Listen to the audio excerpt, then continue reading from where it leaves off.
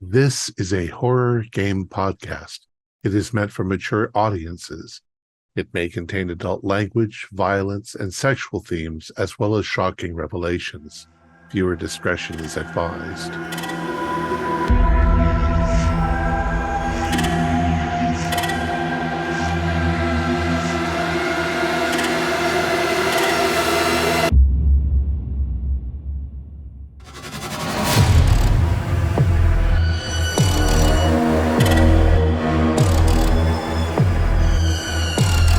Greetings, fellow investigators, and welcome back to our video podcast, Into the Darkness, where my friends and I will be playing the Call of Cthulhu role-playing game. I'm your host, Thom Raley. We continue with our campaign, World War Cthulhu London.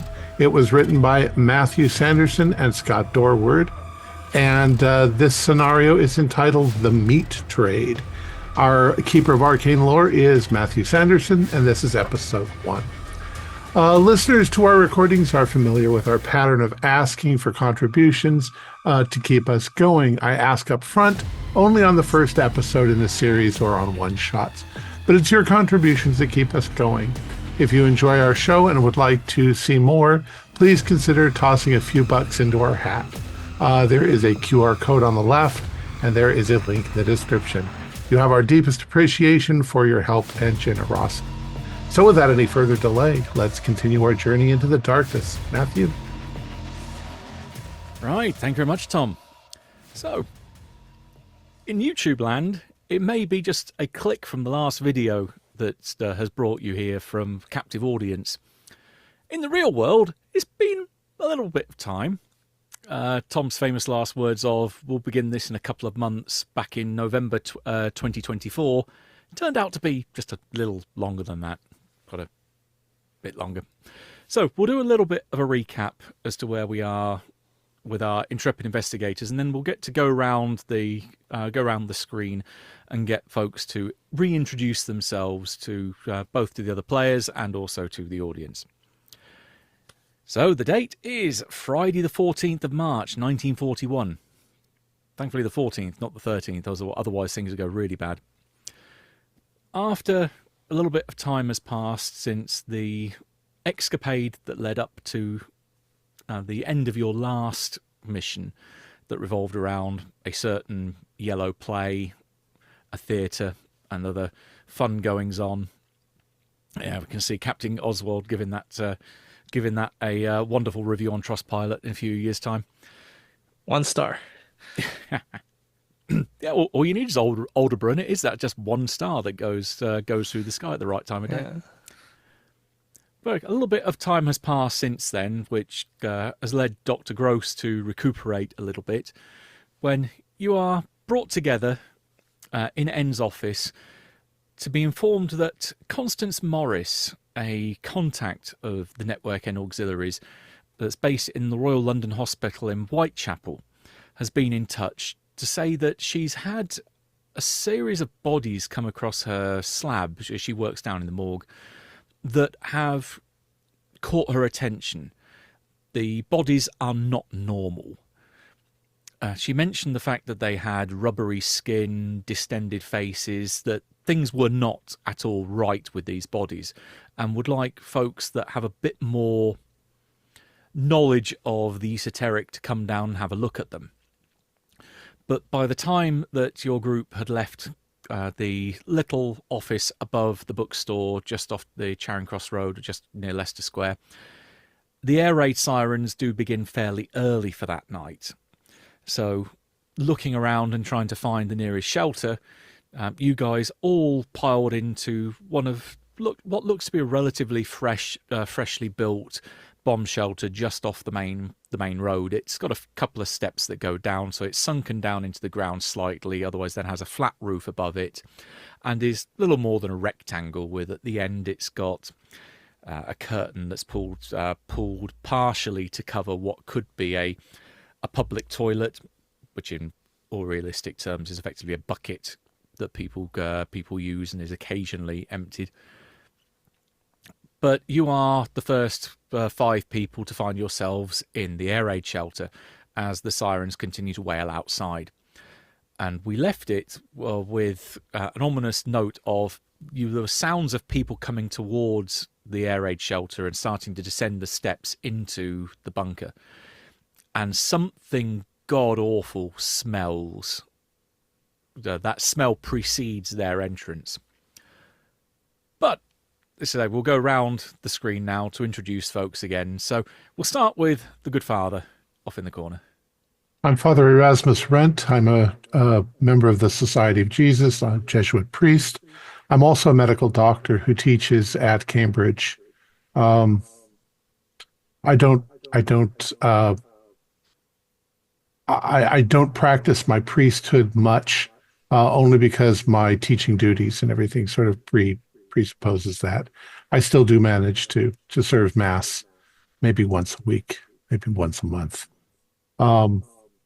And I met in quite a number of years ago when I was approached, mainly because I seem to have a great deal of knowledge of both medical and the occult. I've studied it esoterically, but I do have quite a knowledge. And that's sort of how I came into this. Good. Right. Next round, Dr. Gross. Hello, Dr. George Gross. I'm not what I used to be anymore. I'm a little bit gone these days. I've seen a lot of stuff. I probably shouldn't be alive, but here I am. Some of us are very lucky, especially in these times when a bomb could literally just drop and kill us these days. I am a paranormal researcher and a professor of obscure histories. But I am well traveled. I know a lot of languages, and I think I'm a people person. Some people might disagree with that, but yes. Hopefully this journey will be less troubling for me. Well, indeed, so your immediate threat is the air raid, so you're in the best place. You're in a shelter. What can possibly harm you here? And next round, Melvin. Yes, Melvin Spofford Harris, practicer law for some years. I have been alongside Dr. Gross these on some of the desperate defenses that N has sent us on over the past few years against things that I would not have believed existed a few short years ago. But indeed, the Nazis aren't the only thing we have to worry about out there, as it happens. I've seen some things, and perhaps I'm less sensitive than Gross in that I've more or less maintained composure. But when N calls and there are disturbing corpses showing up in the morgue, I'm sure it can't be anything good. Very true. It's rarely good when N decides to get involved in anything these days. Next round, Jean-Claude. I am Jean-Claude, and for the sake of this intro, I will spare you the French accent.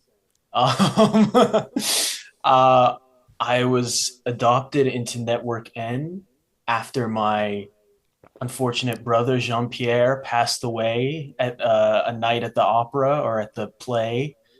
I've just been released from prison by N as sort of a deal to get me into the network if I get out. I was in prison for terrorism after I blew up several things, which I am totally innocent of.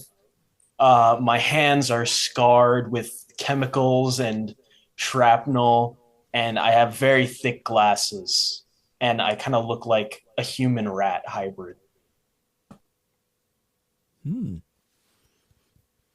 For anyone who's read this scenario, you'll probably be grinning at the same reason why I am when he uses that description. So that's all good. And last but not least, Captain Goodale. Captain Oswald Goodale, reporting for duty. I am a veteran of the Great War. And for those of you who have access to my classified documents, you would know that Captain Oswald Goodale is just a cover identity, because the original person was killed in the Great War, which is why N basically has a blank slate to work with, a heavy to put on missions. So good ale. He's tall, built, clean shaven, stern countenance, and he's ready for action. Good stuff. Well, at the minute, the only action that is assaulting your nostrils more than anything else, but we'll certainly get that to change fairly quickly. So that's our group in this otherwise empty bomb shelter. You've got that pretty rank smell coming from the end, so you're fairly certain that people, when they've come in here during the day, perhaps the homeless or your local drunk has decided to use this place as a quick public lavatory and not bothered to clean up after themselves. Even if they've hit the bucket or not, it's probably sprayed over quite an area over there. So anyone that feels brave enough to go to the toilet during the course of the evening, yeah, you might want to get a peg over your nose as you do so. But more of that assault on your nostrils, there are two people that come through the door. There's an older man and a younger gentleman. Younger gentleman is probably being a bit generous for him. You could also probably just say boy. Very much a young man. Probably late teens, early 20s at the absolute most. But he's good looking. He's dressed in a nice suit. You could probably even peg, if you were a talent scout, you could go, he's got a face for the stage. He'd probably be a good looking type that you'd want to cast as an actor, perhaps. But yeah, he scrubs up well. The other guy, though, yeah, older, a bit more rugged, nowhere near as smartly dressed, and that's where the stench is coming from. Looks like his clothes have not been washed in a fair while, so there's certainly an odour, a body odour coming from them.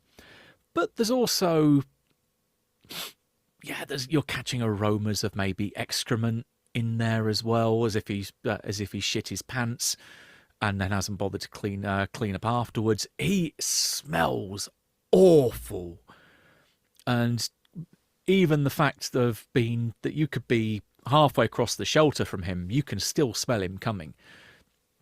Being in a confined space with this guy for the night, as it's looking like the prospect will be because of the air raid, because the all clear won't be given until morning, maybe your heart starts to sink a bit, because this is suddenly not a good prospect of looking forward to the evening.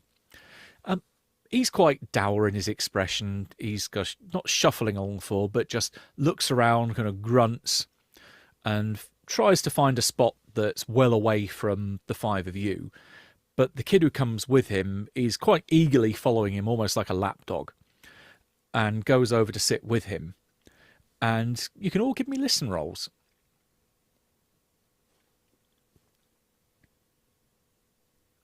Fail.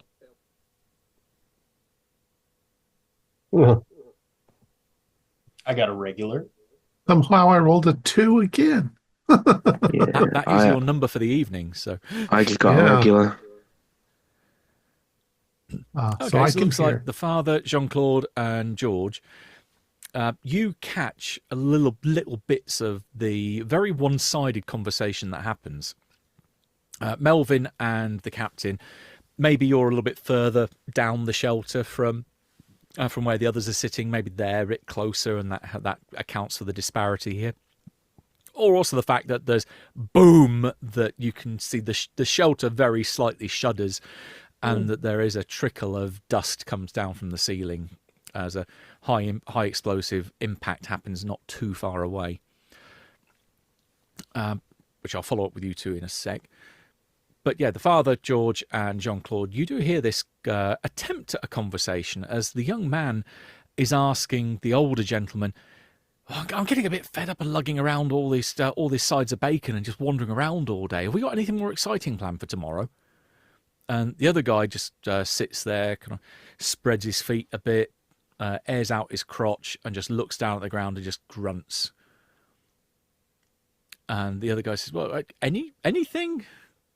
And you definitely get the impression there's a kind of longing in the young guy's voice that he's just trying to get some kind of reaction or some kind of response out of the older guy, and he's hoping for something a bit more interesting.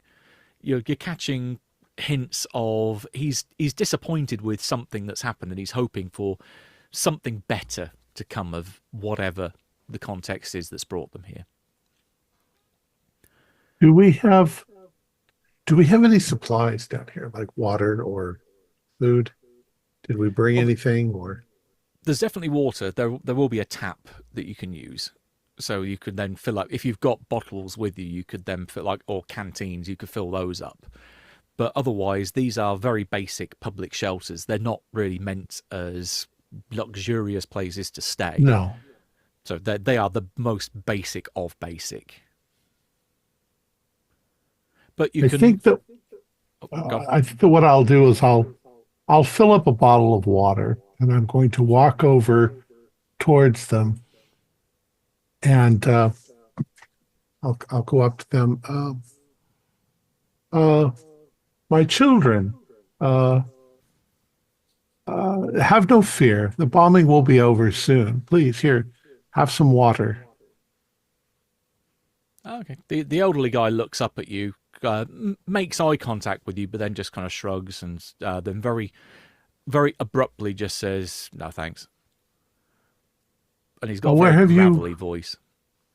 Where have you come from? What part of the city?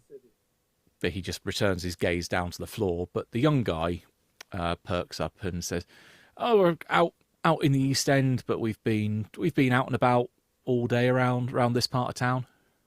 Is this your father? Oh, no.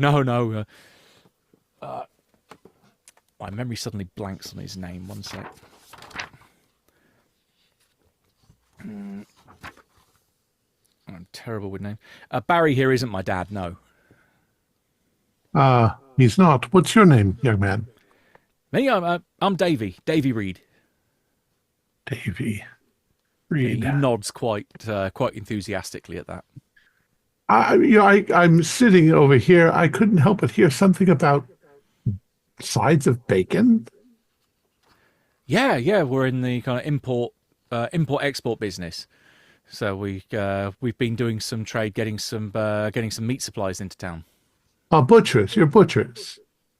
Yeah, more on the supply front. Yeah, so we move stuff for butchers. Yeah. I see. Yes, this must be really distressing to have them bombing up above. Well, yeah, I mean, you kind of got used to it now. It's, 6 months since this all started? Is there a shop nearby? Not that you're aware of. But they say it's a couple of places we've been to, so wholesalers and that sort of thing. I mean, there's obviously still rationing, so there's only certain places that we can go to.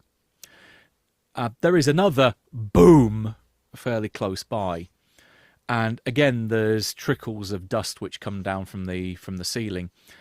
This is where I'll cash in that little bit of foreshadowing for Melvin and Captain Goodale. Both of you can give me int rolls.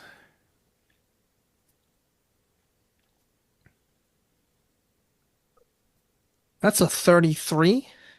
Would spending down to a hard make a difference? Regular's fine. I've already got a hard also. 35. There you go. Oh, between the two of you then, the fact that there's another boom and there's, again, more of this concrete dust is falling down from the ceiling suddenly gets your mind ticking over that something doesn't feel quite right. That those two blasts were fairly...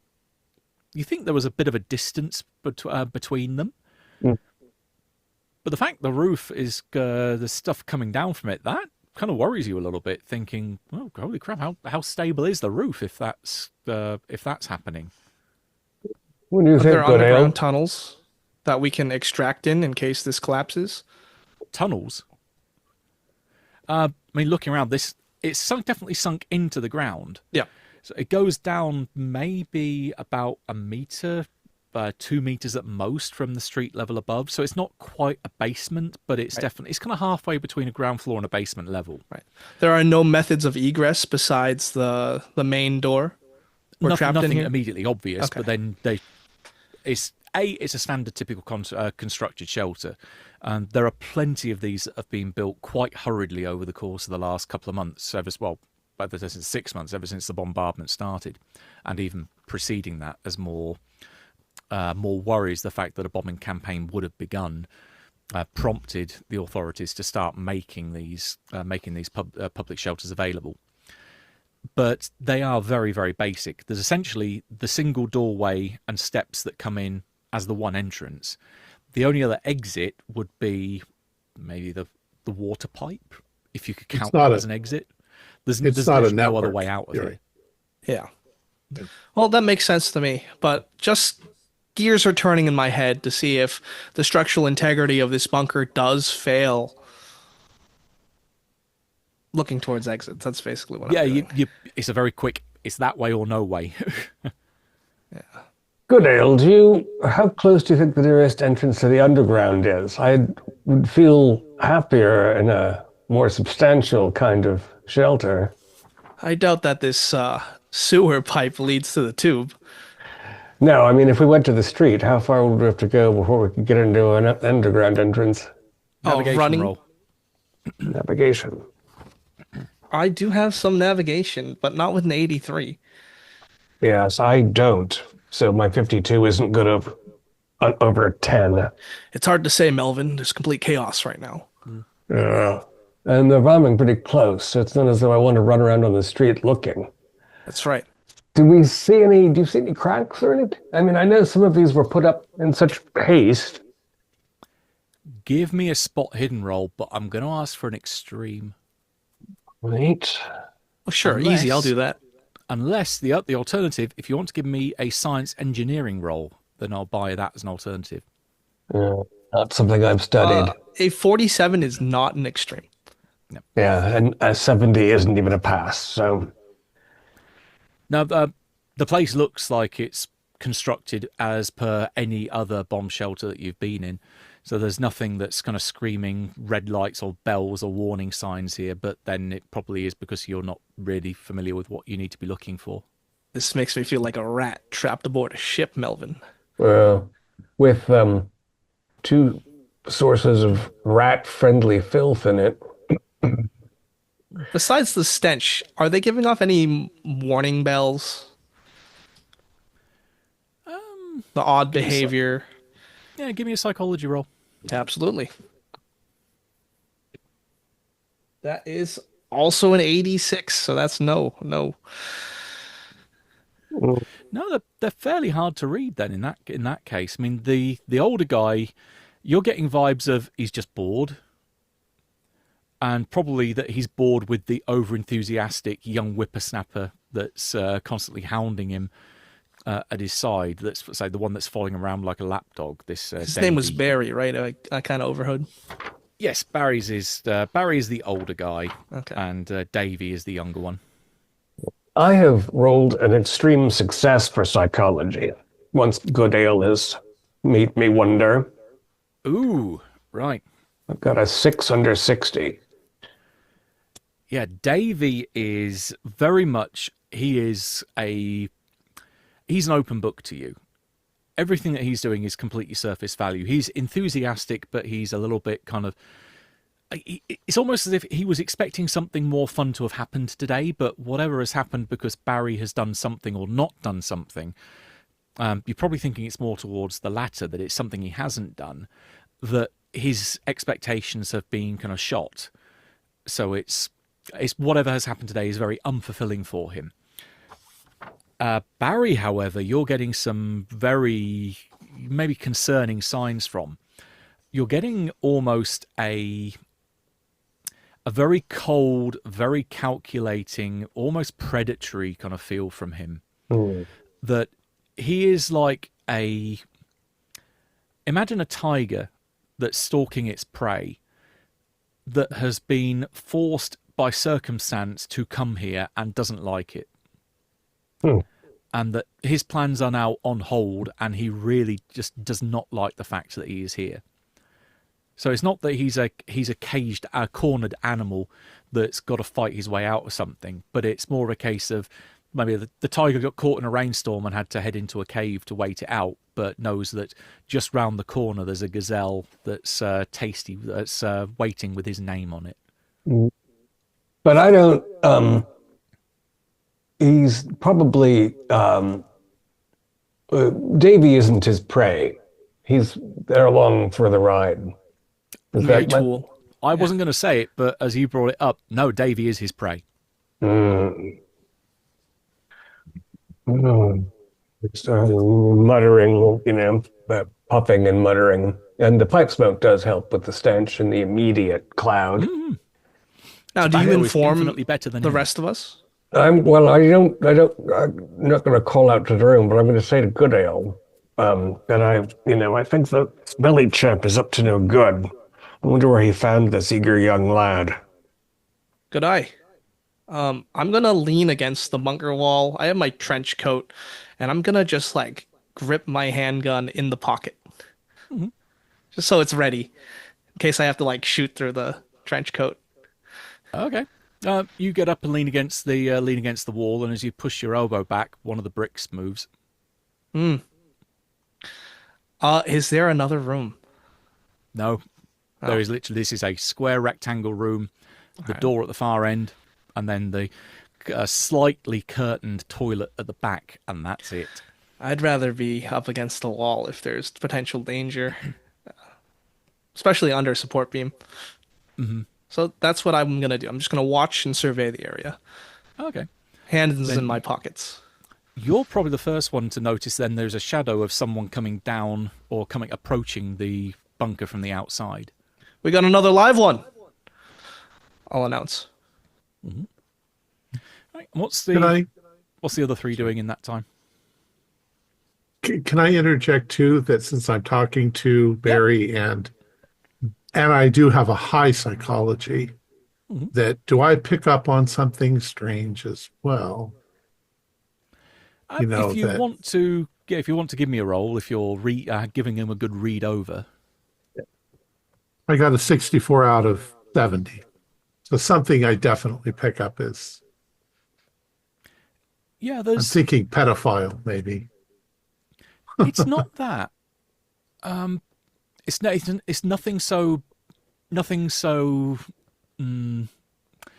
don't want to use the word wholesome in that context, but yeah, nothing so understandable as that, which is why it's harder to read him. But it's not hostility, but it's definitely there's something not nice going on here. What's the young guy's name again? Reed was his last name. Davy. Does he act like a normal person, or does he look like he's confused or like been tricked or nervous? With a regular, he's a normal guy. Okay. So I'm picking up on something, but I don't know what it is. Okay. All right. Right. George and Jean-Claude? I think, to be fair, George is very on edge, so I would probably also be keeping an eye on them. So I have okay psychology, so I'm probably going to do psychology as well around Davy. Okay, yeah, if you want to give me a roll there. 28 out. You know what? No, it's just a regular. Okay, again, similar thing as the father then. You're catching Davy is very much a normal guy. There's maybe a hint of something about what he said that doesn't quite ring... Not as if it doesn't ring true for you, but it sounds like, catching the slight whiff of bullshit there. Because hunking around large chunks of meat during rationing, something doesn't quite smell right there. And I know a lot about bullshit. Yeah. And Jean-Claude? Well, I was going to look at the structure to see if it was sound to explosives with my explosive knowledge. Ooh, okay. That I will buy then. It's not quite as good as engineering, but if you can give me a hard explosives roll, then I will give you the key bit of info here. All right. Nope. Nowhere near. No, I'm 74 out of 50. Oh yeah, they get nowhere near then.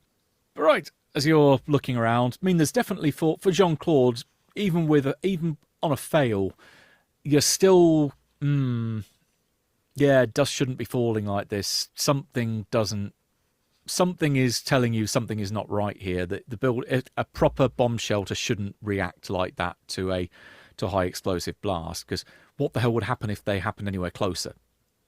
Yeah, I'm gonna definitely mention that to Melvin. I'm gonna be like, I don't think this is the most secure bomb shelter, Mr. Harris. It does seem to be responding rather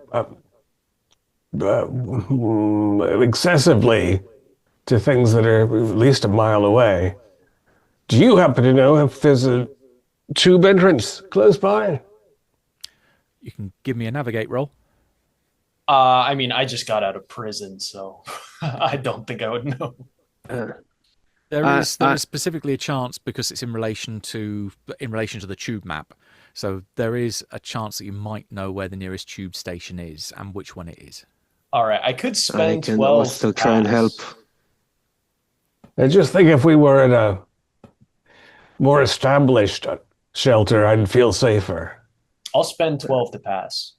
Okay, I was going to say there's a potential this could be quite important info for you. So, yep, if you want to spend that, I will make it worth your while. So, the nearest tube station to here is only half a mile away, and it's specifically Stepney Green, which is to the west of where you are.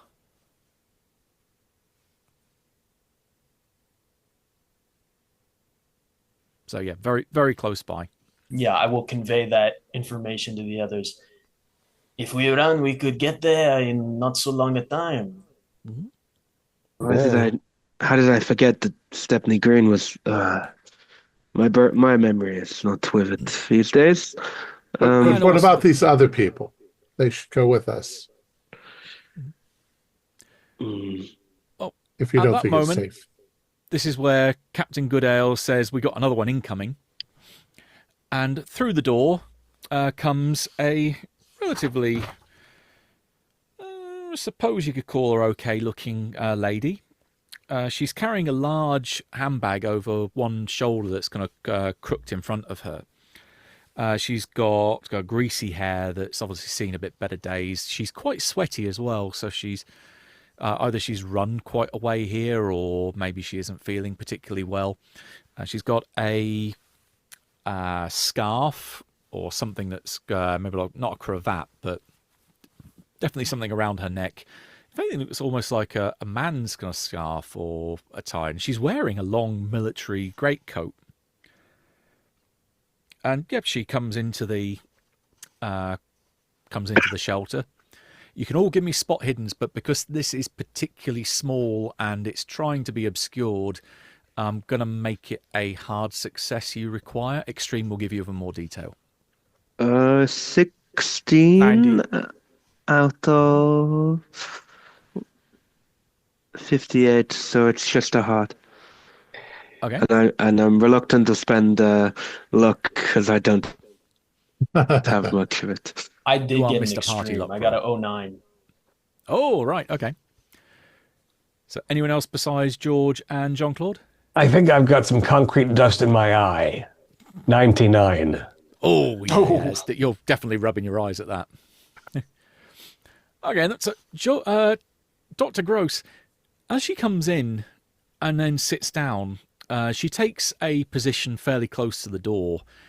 Pretty much like this is the first seat, this row of bench seating that she can see. She just goes straight to it and sits down, and then just looks around and takes in the other people in the bunker with her. You notice that around that scarf that she's got on seems to be obscuring something, as if she's got. You can see the outlines of tattoos on her neck.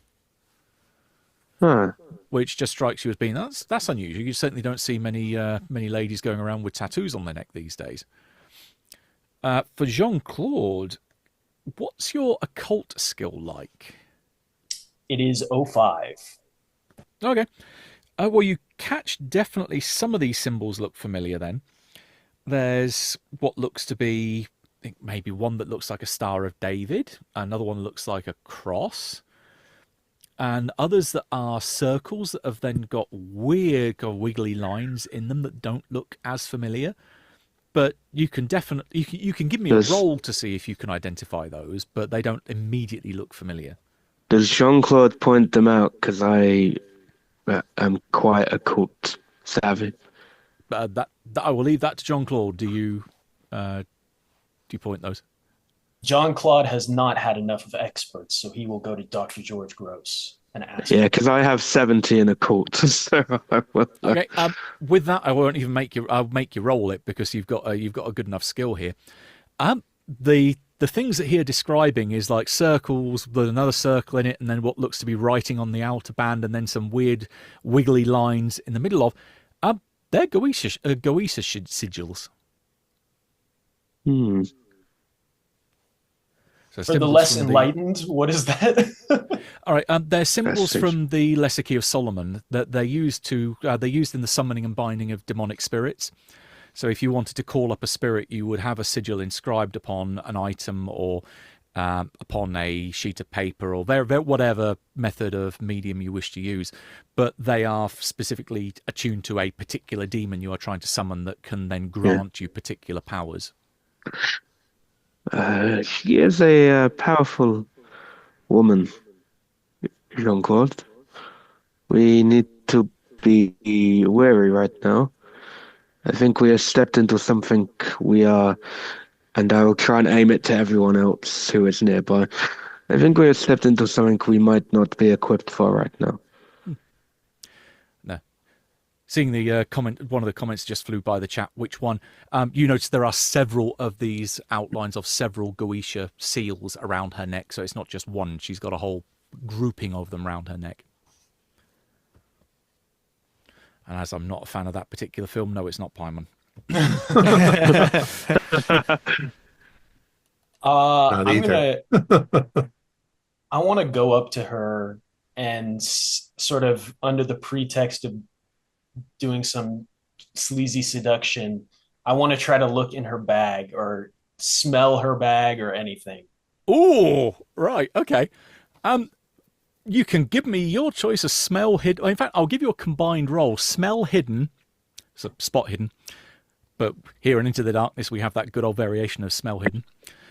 And also first aid or medicine, your choice. Oh, God. I have no first aid or medicine. So you just got base then, so it'd be 30 for first aid? And I got a 72, so that is no. Okay, how does the 72 do in relation to your spot hidden? My spot hidden is 40. Okay, so at that point, you can get up, but you see the bag is very firmly shut, so you can't see what's in there. Oh, sorry, my spot hidden is 55. Okay, but still with a 72, it's still a fail anyway. Yeah. So you don't get a good view into the bag because it is sealed. You do, however, catch that there is an odd smell about her as well, but it's one that you can't place immediately. But yeah, it's just it doesn't smell good, but it also doesn't smell anywhere near. It's not in the same kind of ballpark bad as Barry. It's a different smell, but it is certainly not pleasant. Oh, young lady, I am very experienced in the eau de parfum, but this scent is unfamiliar to me. She looks up at you, and she looks a little groggy for a moment, but squints her eyes. It's called older to fuck off, mate, and just gestures with her head for you to go back, and just gesturing for you to go away. Oh, you're lost, lady. Knowing there's a bit of a flare of the occult around, do I notice anything occultish in the area now that I'm a little bit more tuned to that something's a bit odd? I won't make you waste a roll on that. There's nothing at all that seems to have been done. It's not like there's patterns daubed in the on the floor that are then being wiped out. There's no symbols scratched on the walls. Everything here is very mundane, even down to the orientation of the structure in relation to the road outside. There's absolutely zero bells which are being rung on that front for you. But there is another bomb blast that happens fairly close, and there is another trickle of dust that comes down from above, and you're fairly sure that a couple of the bricks next near to you, you see them shuffle slightly out from the wall, as if the impact caused enough of a vibration to move the brickwork. Going to go and give a brick that I saw a wiggle with my finger. Is it? Yeah, you can push it back in a little bit. And the cement between the bricks is crumbling. Ah. This is where specifically one of the things you would have picked up if you made your roll earlier, but if you're deliberately pointing it out. Looking at the cement, yeah, the mortar here, it's a bit too crumbly. It's a bit too particleized. There's more sand here than there should be. Yeah. Excuse me, everyone. I think this shelter was built very inexpertly, probably by some laborers that were brought in and didn't know what they were doing. And I don't know that we're actually safe here. I understand that the Stepney Green tube stops only 10 or so blocks away, and I suggest that we reposition ourselves in the underground for safety. Okay. Davy will pipe up with something, at which point the woman in the corner is going to do something, so Jean-Claude will get another spot hidden roll. But Davy says, I don't particularly fancy going out walking down the street when there's death raining down from above. That doesn't exactly sound like the most sensible thing to do. And Jean-Claude, how would you do on your spot hidden? 81. Okay. You turn away then to watch Davy speak, and even though you don't necessarily spot what she does, you catch the overpowering smell of rotten meat for a moment from behind you, and maybe if you turn back just in time, you can see the lady wiping a finger over her eyelids. Could I use sleight of hand to feel the bag? I'll buy that. You really don't want to. We'll see how your roll goes. Did you say you really don't want to fail this? Because I got a 97. I was. My I was going to say don't want to fail it. Maybe if you push, but is that a fumble for you? If it's 450, sleight of hand. My sleight of hand is 40. that's fumble. Oh, so yes. Right. Oh God. I'm glad I've got your dexes written down. So Come on, I just got out of prison. yeah, you might be going back soon. How many brothers and cousins do you have? You reach down to basically try and grope the bag to find out what the hell she got in there, and you catch the very familiar feel of a service pistol revolver in there, a big chunky Webley that she's got. But you also catch on a fumble as well that there's also a bottle of something in there as well, that you catch a clink of glass against metal. But as she wipes her eyes, she looks at you as if with not hostility, but definitely anger. And then she starts to reach into the bag. I'm gonna pull out my knife and try to threaten her to stop her. What, you are going for the gun, young lady? I'm not that non-charming. I will give you a chance. I will give you an intimidate roll to see, because pretty much you're both going to end up going. She, in the time that she's going to begin, is going to be able to grab hold of the gun, and her intention will be to just swing it round and shoot you at point blank range with it. Well, Matt, right. I already have my gun ready. Good point. So, we'll see if this resolves first, because then it may well stop anything. It may well stop things happening. But then otherwise, we'll jump into Dex order with your plus 50 for the ready firearm. Jean-Claude, do you want to give me either a persuade or an intimidate roll to try and stop her from doing this? I did, and I got a 06, baby. Wow. Okay. Situation diffused for the moment. Goodale, you can see that there's something is kicking off as you can see her hand going into this bag, and then Jean-Claude pulling a knife. She pauses, and then just all she says, because we're not in combat rounds yet, is just, "Get out of my way," and she looks over your shoulder. I'm going to get out of her way. Okay. In which case, you get out of her way. She starts pulling the gun out, and she's not looking at any of you. She's looking at Barry. Now we go into combat. So, she will have 62 plus 50 is 112. Goodale, you're on 45 95. plus Yeah, 50. I'm 95. So She's fast. You go next. So that's if you want to use the gun. The young lady, she's not particularly young. She's early middle-aged, late 30s, early 40s. Pulls the gun, levels it at Barry, and then just goes blam, blam, blam, and fires 3 shots across the room. Sanity rolls, please. Too slow in my age. Fail. Unsurprisingly, that was a fail.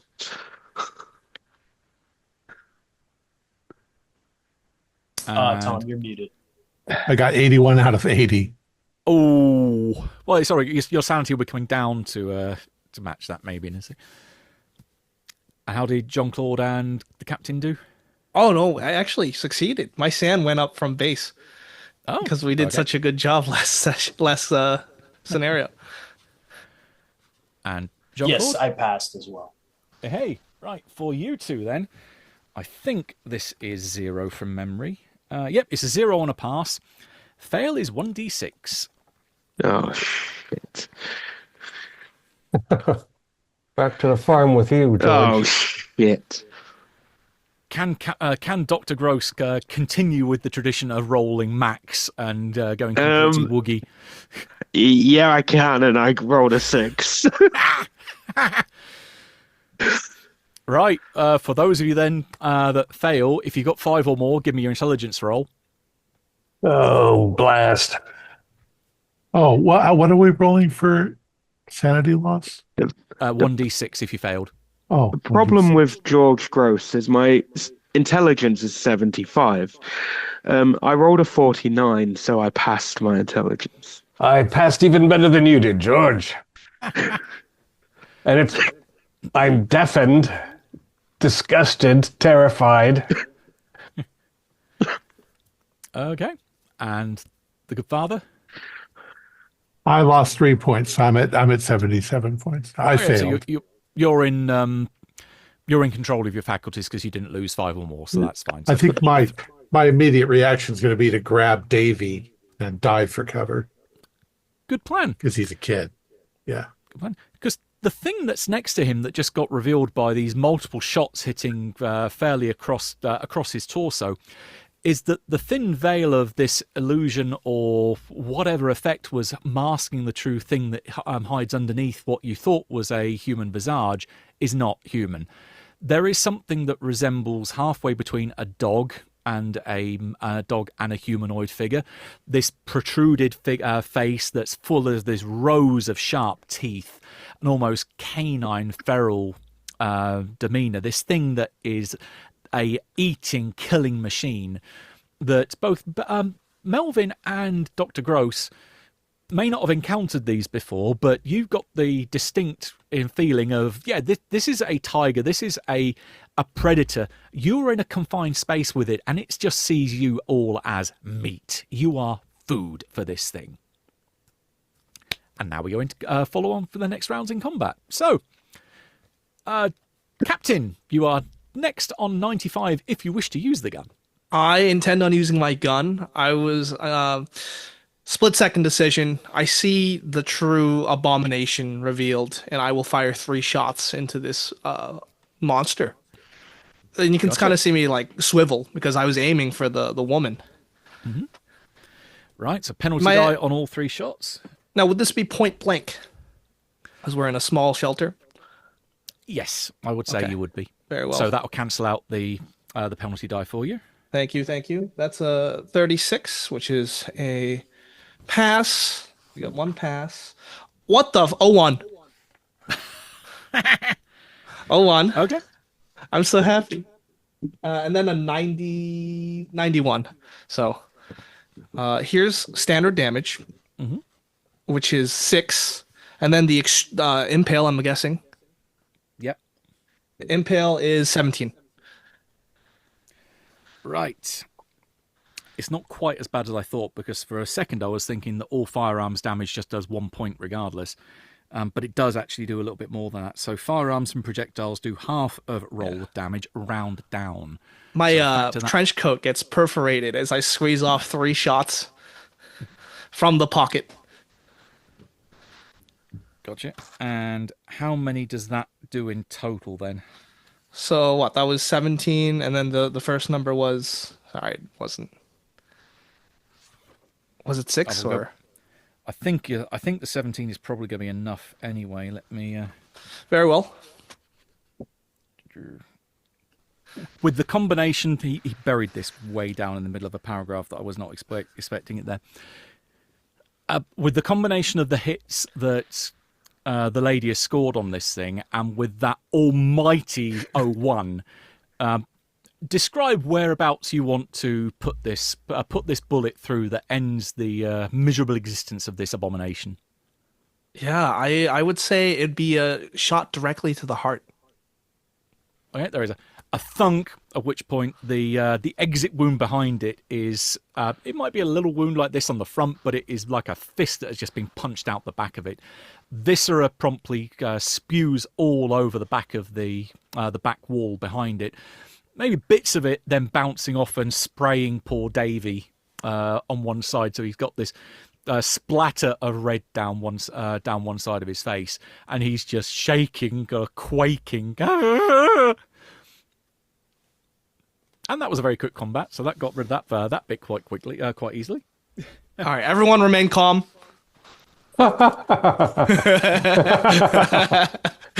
David's just shaking on standing there going.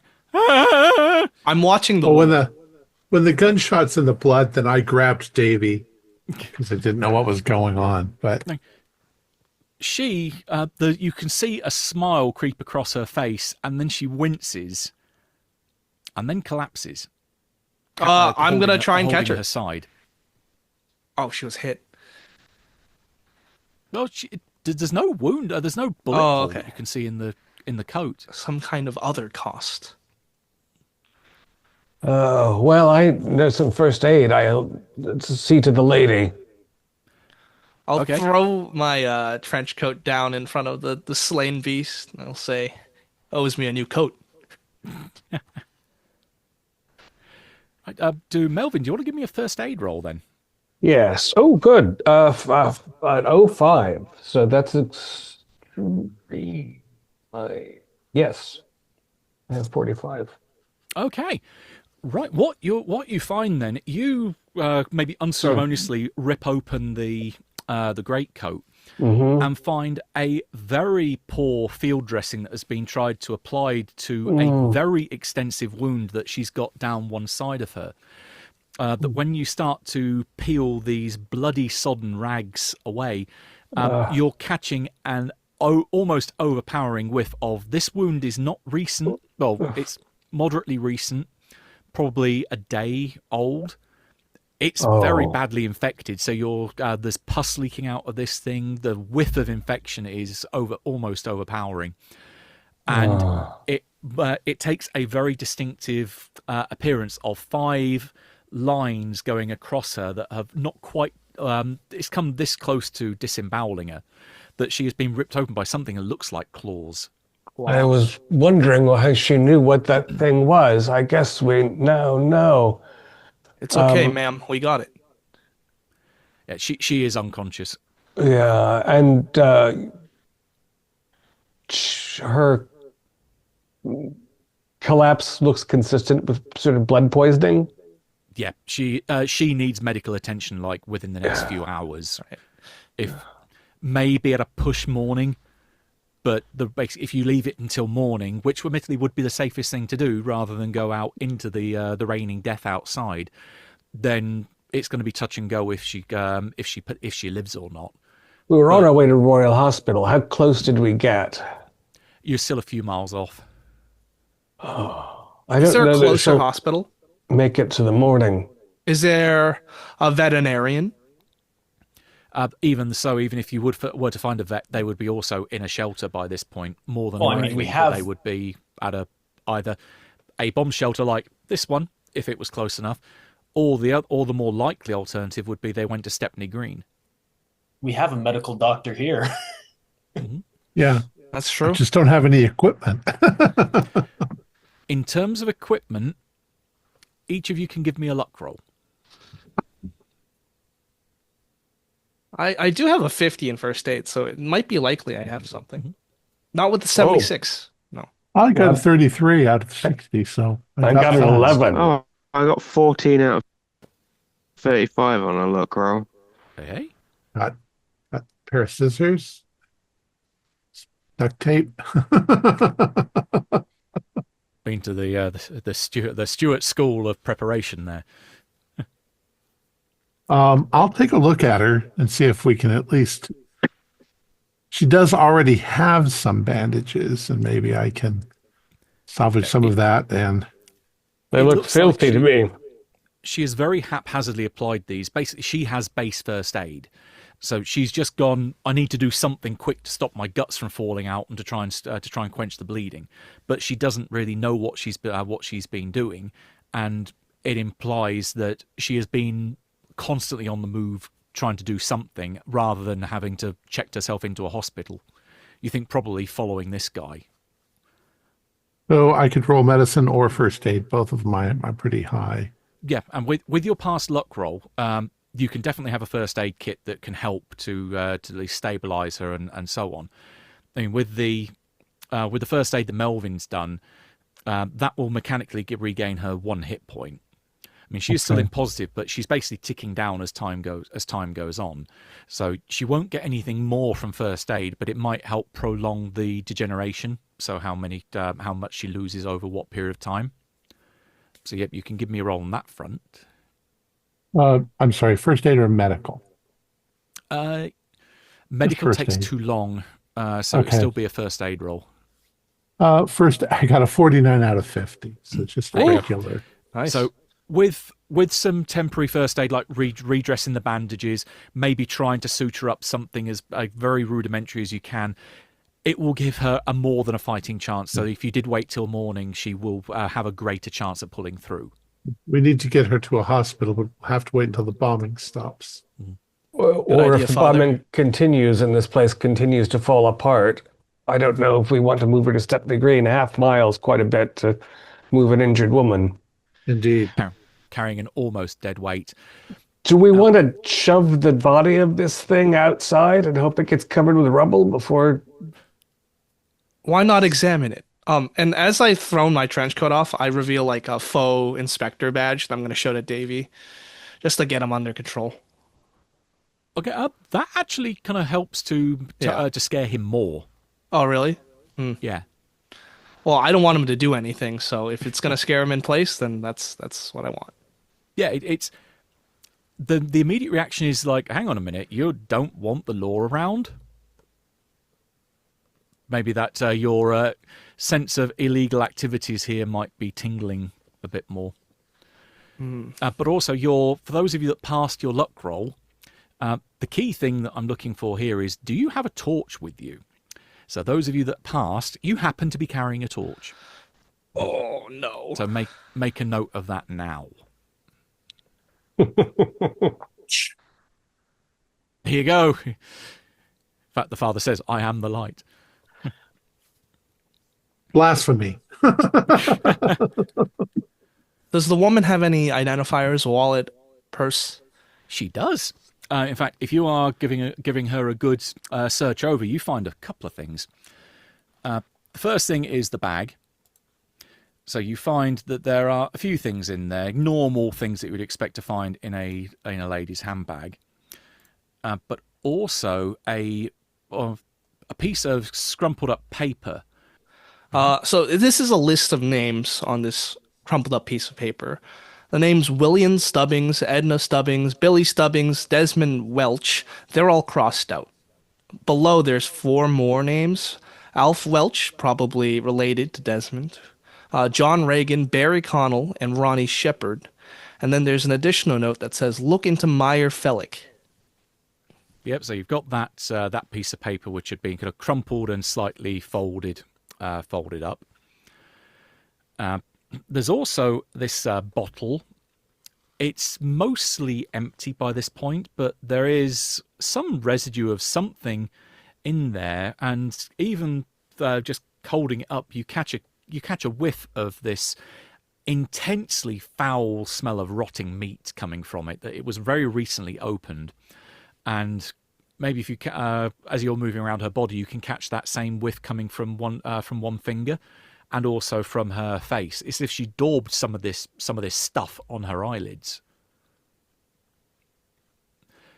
There's then the gun. There's also a trench knife. Looks like it's a relic from the Great War. And there is a trench knife myself. There is indeed her ID that proclaims that she is one Grace Daggett, and gives her address on her ID, which shows that she has a flat in Islington. All right. Dr. Gross, I'd like you to look at this strange, rotten fluid. Does it have any occult insinuations? Let me have a gander. I'll just hand you the bag, the foul bag. Yeah, you can give me an occult roll on that. Of course. 36 out of 70. I'm going to spend 1 luck to make it a hard to just... Okay. In which case, on a regular, I would just give you that it's definitely some kind of concoction or some kind of ritualistic intent behind this thing. That almost like a witchcraft, like a herb blend. It's definitely something that has been ritually prepared. But with the hard, I'll give you at least one of the major components that this thing has been made from.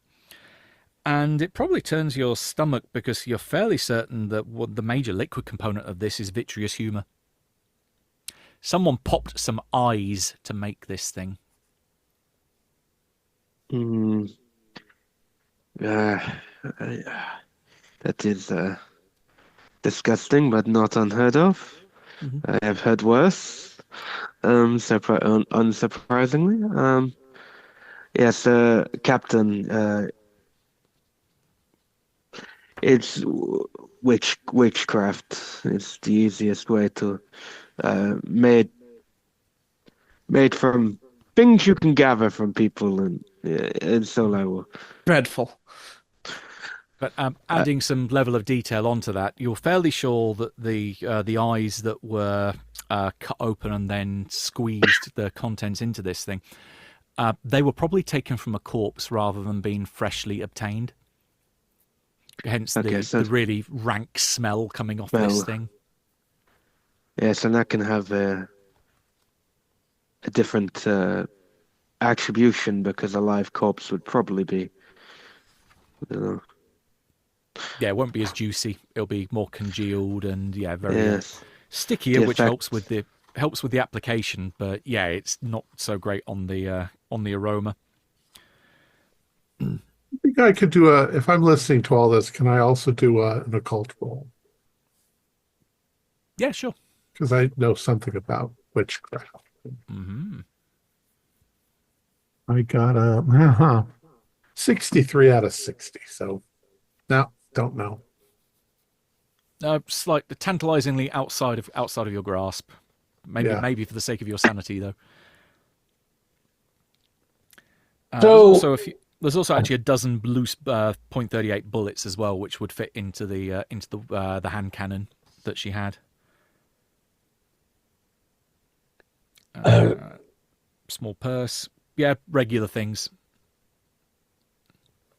So, Davy, how long have you known this Barry, as you thought his name was?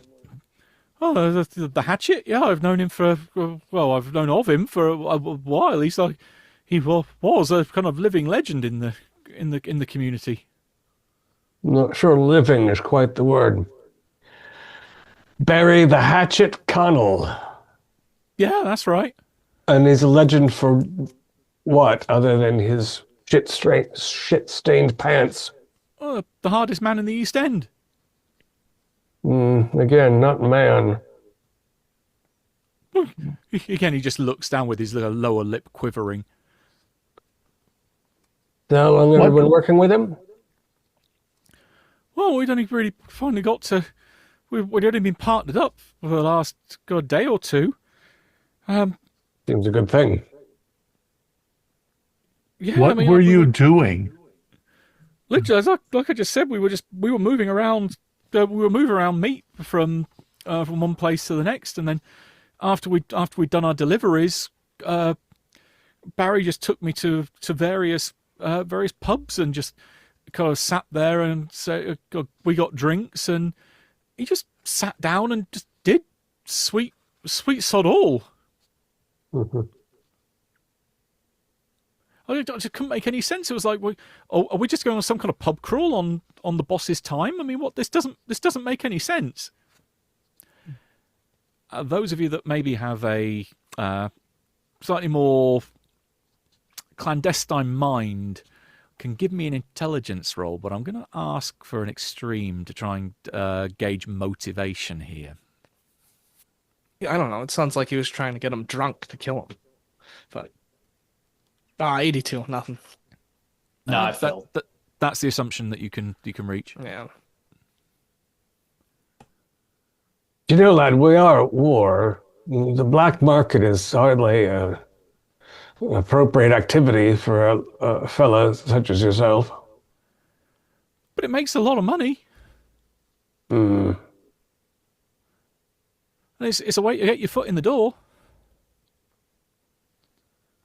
Being a criminal myself, would I have heard of this guy? This guy, he's so low level, he's below the carpet low. He's no, a nobody. I mean Barry the Hatchet. Oh Christ!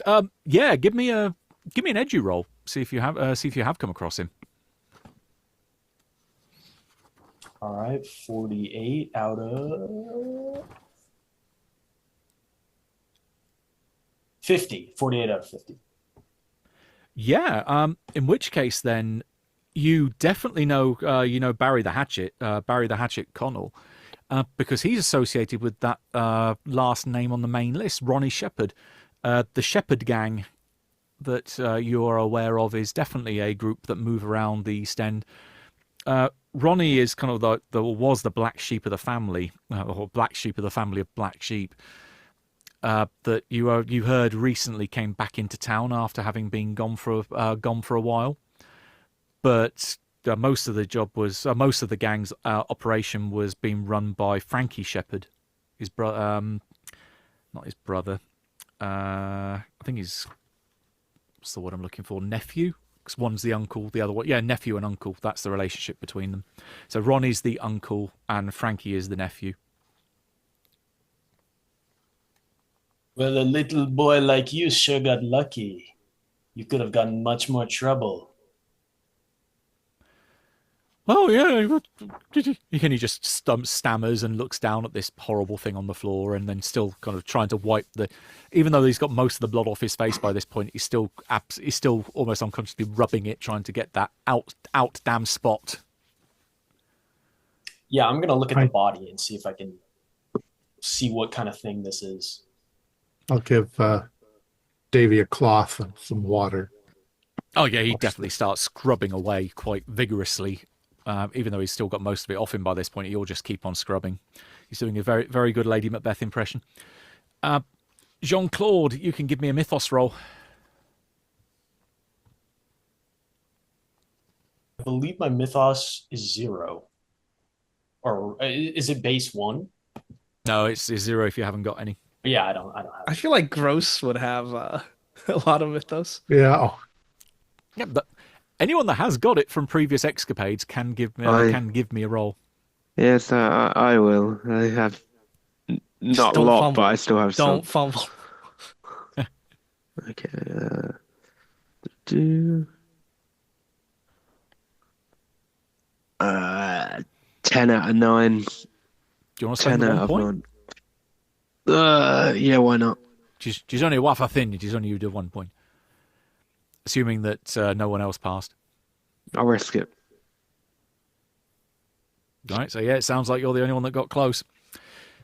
Yeah, you're having visions back to maybe there was some of the documentation that N had given you that gave you a list of maybe talking about other mythos tomes that become relevant, or potential other books that you might be interested in, and having a look through his library. And you do remember one of each of the kind of entries that he gave you on this list. He gave you a very quick description, like cliff notes over. And one of those books, Cult de Ghoul, you remember reading the description of being that there apparently are these canine-like humanoid creatures that live primarily underground, under cemeteries, that burrow tunnels that they then come up from underneath caskets to excavate the dead that they then feast upon in their underground lairs.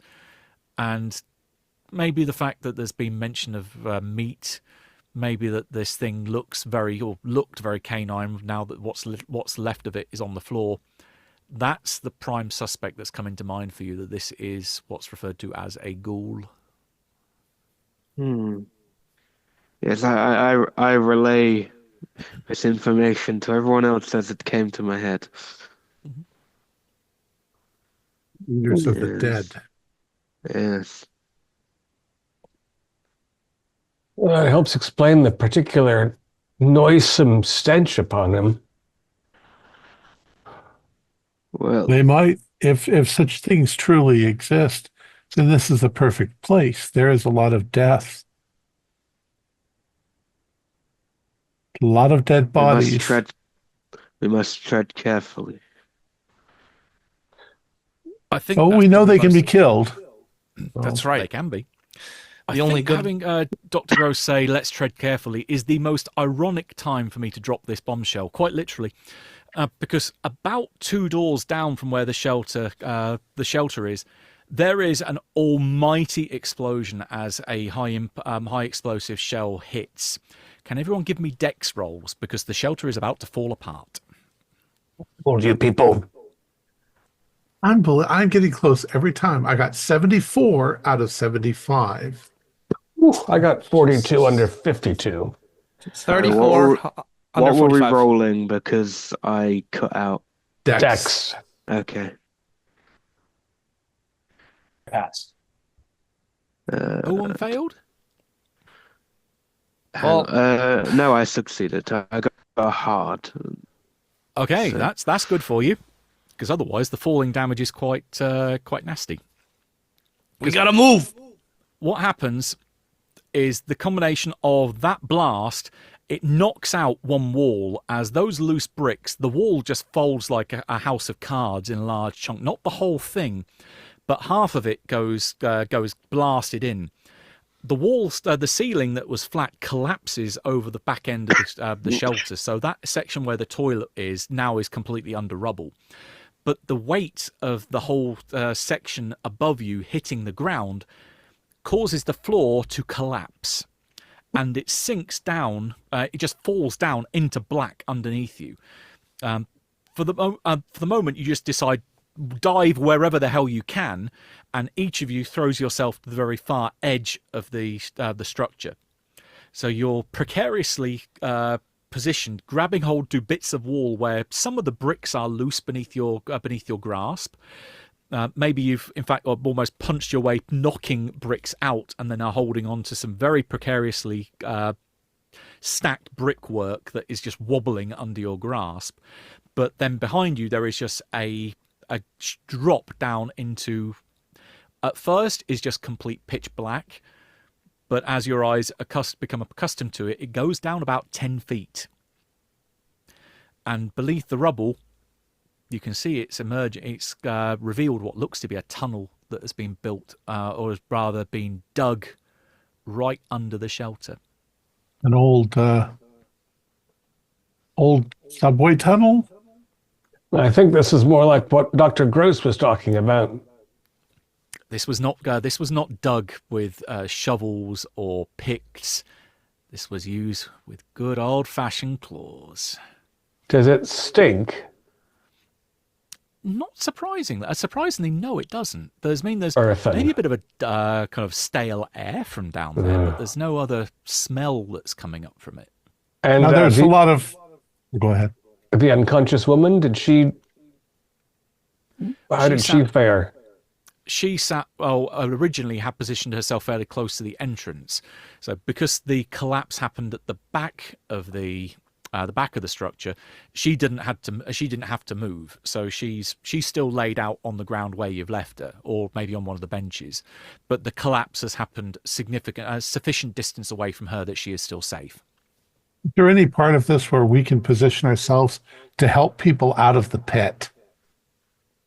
Are they able to climb up on the rubble? Because we have to get out.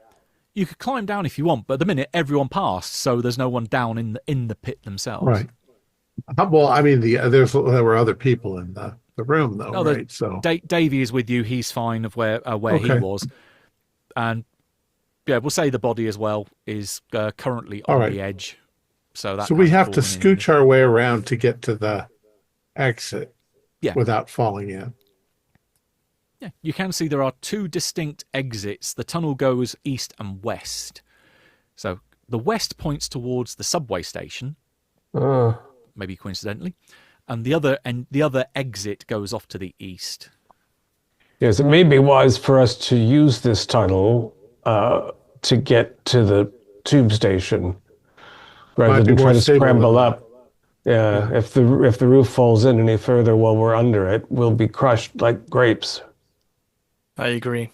Best take our chances with these tunnels. Goodale, do you think we can use what's your ruined coat to fashion some sort of travois to put the woman on? I think so. Let's do that. Maybe there are some timbers that came down too. Oh, a couple of the beams you can salvage. Yeah. Yeah, I'd love to do that for this Grace woman. Yeah, you can easily fashion something in a couple of minutes. There's not really a time pressure here at that point. Besides the bombs. That's just potluck whenever it lands. Yeah. So. Well, if it's unstable now, it's extremely unstable. So we need to move. We need to move. Help people down first. And if what you say is true with Dr. Gross, with these canine humanoids living in these tunnels under the ground, there might be more of them. Let's hope not. Do you think? Yes. Do you think, since Barry Connell shows up on that paper that you found, that the other names might also be members of this species that have infiltrated? Well, from my... Was she hunting them down? It seems like, yes, she was some kind of monster hunter. Yeah, it makes sense with her symbols now. But when you see those kind of things, you jump to a conclusion. Might be evil, but I think she's actually doing some good, hunting evil. Nevertheless, she might be useful to N. Yes. That's not a bad point, actually. The woman's obviously knowledgeable about something. Yes, I'll point my light down. We'll start to fix the travois together. And I'll cast a light down and see if there's a safer passage to get into the tunnel that we can all follow. Yeah, with the rubble that's gone down there, you can at least get down there with relative safety after spending a couple of moments identifying what the best route is. There's a bit of leaning over the edge and then lowering yourself down, but it's only about 10 feet, so it's not particularly far. If you hang from the edge and then drop, it's like a 4 feet fall. You could hang from the edge and then drop like a foot, which would then Into land on rubble. top of the rubble scree and then Nice. and then ride the edge of this down. But also, having taken the time to examine this looks not like an accident. This is definitely a deliberate placing. The tunnel looks like it doesn't predate the shelter. The tunnel was dug underneath the shelter and then deliberately dug up, a bit like what Dr. Gross may have mentioned about the fact that ghouls in a graveyard would go underneath a casket and then go up. But this has been done on a much bigger scale. Maybe as if the shelter was designed to be a tomb. They were involved in the badly constructed shelter, and they were using it as a food source, potentially. Yeah, considering that the floor, you can see the concrete was incredibly thin. So all it would have taken was this blast happening close by, and then enough weight to have hit it, and the whole floor would have just cracked open like an egg. Everyone drops down into the tunnel, and suddenly there is a ready-made buffet for your local ghoul population. So you're saying this was a manufactured conspiracy? Trap. Right. If the bombs fall, I guess the authorities wouldn't really expect to find any bodies, which is perfect cover. We should Which then... means that they might be waiting for us down there. Exactly. I want to see if there's any sort of signal wire or something else that might have indicated that their trap had been sprung. I'm going to check how much ammo I have in my handgun. I'm going to take the lady's gun. This is a Browning high-powered magazine.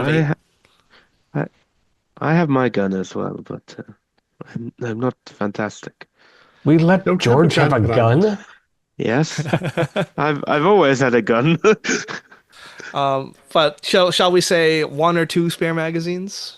I'll give you 2 spare mags, of which the mag you've got in there at the minute is 3 shots down. Plus, you've then got the revolver for the service gun that evidently Grace Daggett had, and that has another 12 bullets after the 3 that are left in the 6 chamber. The 3 that she's used out of her 6 chambers have gone, so it's those 3 plus another 12. I am not good with a gun, but I am surprisingly strong with 80 strength. So I'll take care of conveying the woman, and you with the guns protect us. You're a good man, Father. Who's taking the revolver? All right. Jean-Claude, you know how to use this. And there's also the trench knife that I mentioned from her bag as well. I've got my own, and it's enchanted. I don't generally go armed, so I think perhaps I'll take the knife in case we should meet some more of these hellhounds. I'm gonna draw the gun and the knife like crossed. Pretty like Leon Kennedy. As a great man once said, they don't like it up them, so you can definitely be ready just in case you get ready for a close encounter. Dual wielding. And ghouls, not hellhounds, Melvin. Sorry, his doggish face certainly seems hellish enough. All right, so Stephanie Green this way. Davy, is he easily managed? He's pretty much still quaking in terror, so he's just going to be able to be shuffled wherever you guys want him to go. He can help carry the lady then. Yeah, he'll help. He's young and strong, carrying that bacon around. He would like to go at the front, as in the end that's carrying her that is furthest away from whatever is behind you. And I'll take the most weight that's on there. So,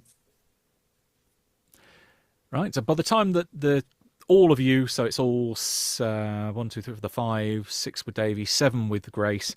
By the time the 7 of you are down into the tunnel and then heading west, you can give me listen rolls. All right. Mm-hmm. Fresh mag going in. Just letting you know.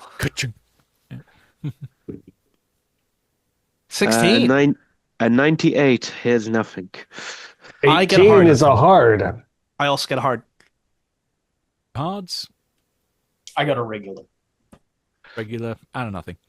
Okay, the two hards, you are fairly sure that it's a distance off, but you hear something that sounds like maybe a stone hitting another stone, or a stone being kicked and hitting something hard, coming from the eastern direction tunnel. Something is moving down that way, but it's been very cautious, and it's deliberately keeping its distance. Oh, I think one of those monsters is trying to check up on the trap. It seems quite likely. I wonder if... Shall we ambush them? Oh, I think I'd rather just make it into the underground, but if one shot in that direction might make sure the thing doesn't sneak up too close. We'll also tell them all we're here. I think they probably hear better than we do down here, especially after 6 shots rang out in a small brick room. Not with the explosions going on. That was before it unlikely. collapsed. Yeah. So I would think that. I mean, we're there's at using least- flashlights, so they know we're here. Yeah, I would think that there are at least 4 more of these monsters, given the list that this woman's hunting. At least 4. Well, they might want her in particular if they know about her. I mean, they attacked her, and they don't eat living. In my eyes, she's an ally in this secret war we have. unless it's like Yes. werewolves and she's been scratched by one of them. Rose didn't mention anything about transformation through. I don't believe so. They're not werewolves. Ghouls are completely different. All right, so we still have an issue. This thing's stalking us from behind. You don't We think just it's keep approaching. an- It's Oh, it's not deliberately approaching? it's deliberately keeping its distance. It's trying to survey. I mean, they don't eat the living, but they might not like us knowing their secrets either. One thing I am concerned about is if it sees its fallen brethren. How would that drive them into a frenzy? Did we bring Barry down with us, or is he No. still in? No. It's unsure how they react. I don't know. I just know of them. Depends on. It's like humans. We all react differently to seeing one of our own dead. So I would assume they are the same because they have their own thoughts and feelings. And They might eat their own dead, for all we know. so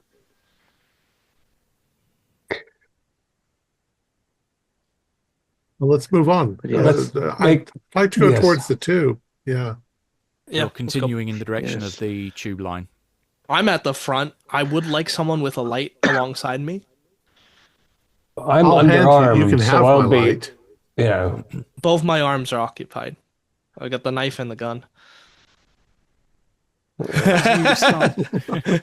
As you start to move forward, then you get maybe about 20 or 30 meters ahead of you, so 20 or 30 yards, and you can then hear behind you something scrambling up the side of the rubble. So it's whatever was behind you has approached tentatively and got to the point where it would look into the shelter, so the rubble that you came down over. It's gonna see its. And well, it also you're a way off in the distance. It would maybe just see there's light down the end of the tunnel potentially. It definitely wouldn't get a good look at you.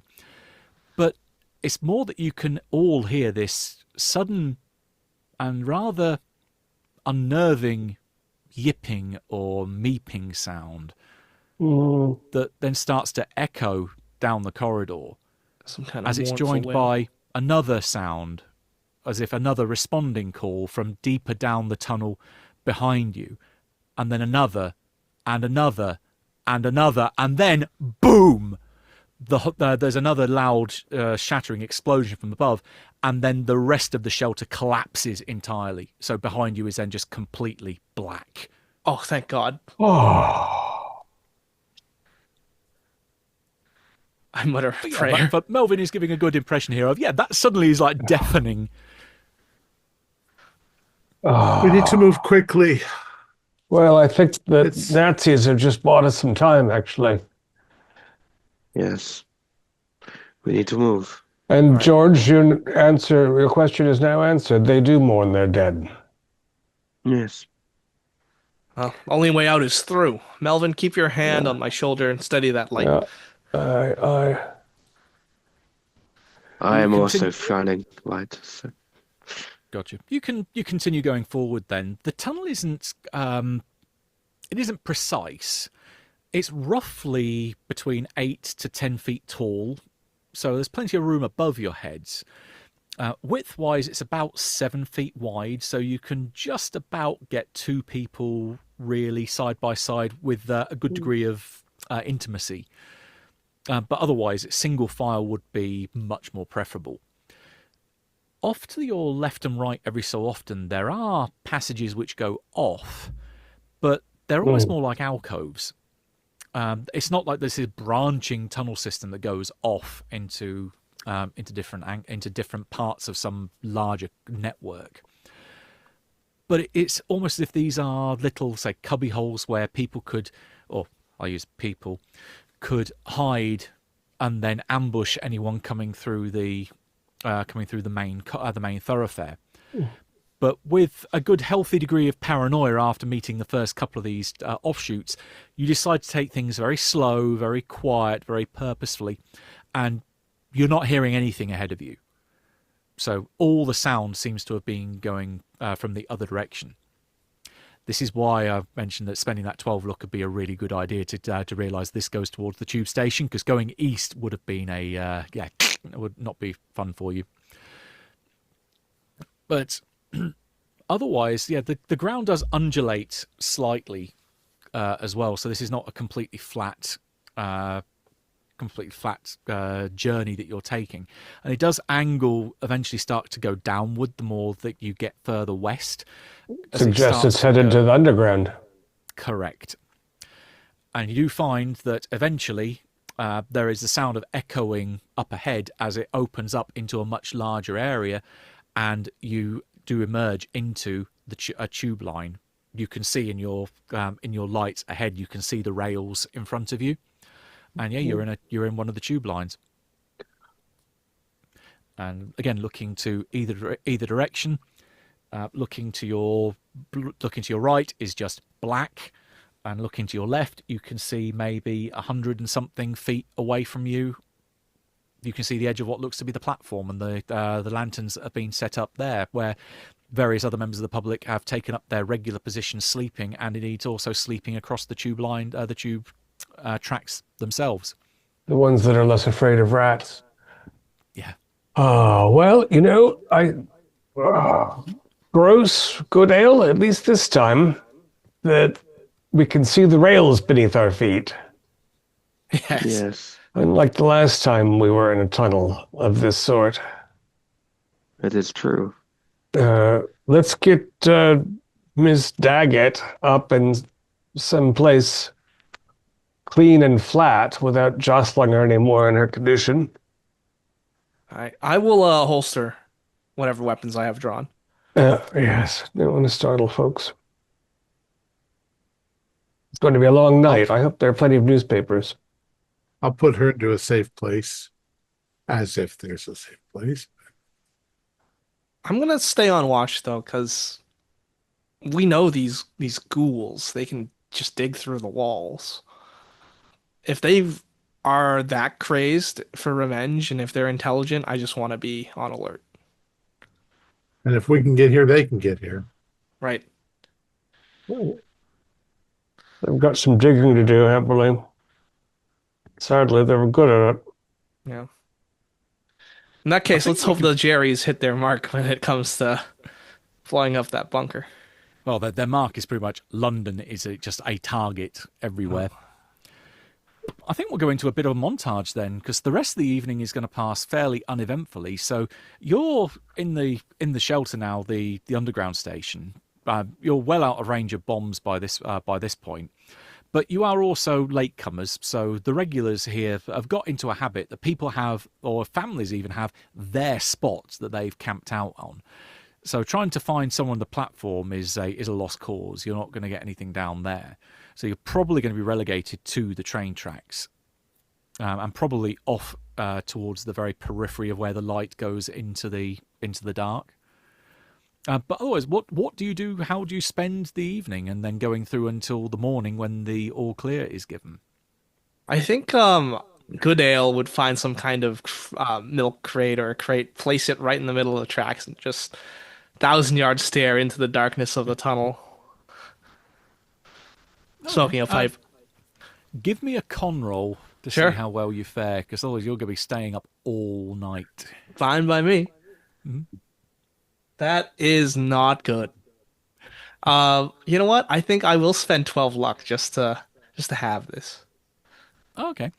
Which is a couple of times you find yourself slowly starting to nod off, just to think that off in the distance, on the very periphery of your vision, you think there's something stood there, something that looks humanoid but has this very narrow, very thin, almost emaciated appearance, with this long snout, even more pronounced than the one that you saw up in the bomb shelter.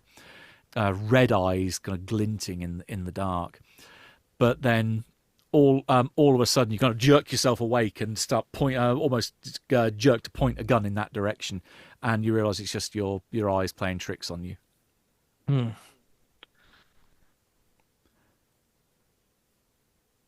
But yeah, you do manage, however, to pull yourself through until morning. But you are going to be absolutely dog tired, no pun intended, for the next day.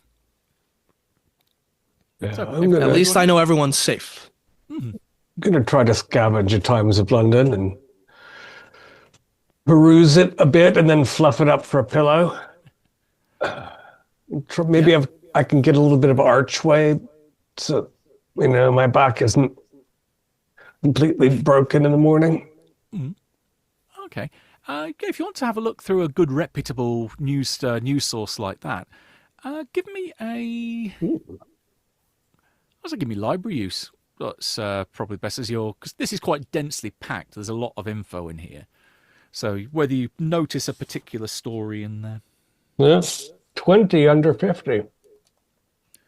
Right, that's a yes then.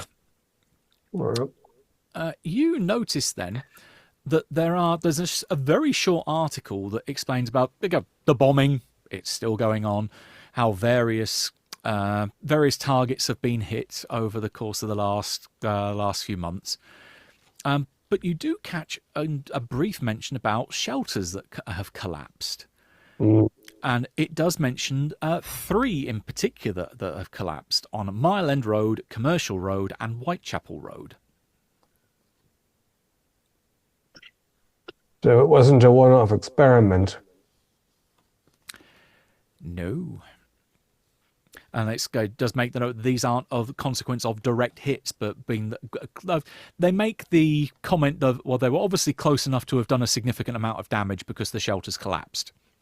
But maybe in light of what you've just gone through, maybe it wasn't through just pure bad luck that they collapsed. Well, and we'll want to hear about that. And I will minister to the people, try to comfort them, keep them calm. That's my job anyway. Hear their confessions now that they're afraid. And I'm terrified about that thing too. Yeah, we saw it. Yeah, you have got plenty of chance to give people some comfort here, because people are still scared, even though this is a fairly regular occurrence now. There are still people that are going to be dealing with this worse than others. So there are those that are scared. I mean, hell, you've got Davey, who's still pretty goddamn terrified. Yeah. Yeah. So that's what I'll do. Just psychoanalysis on everybody, I guess, helping them.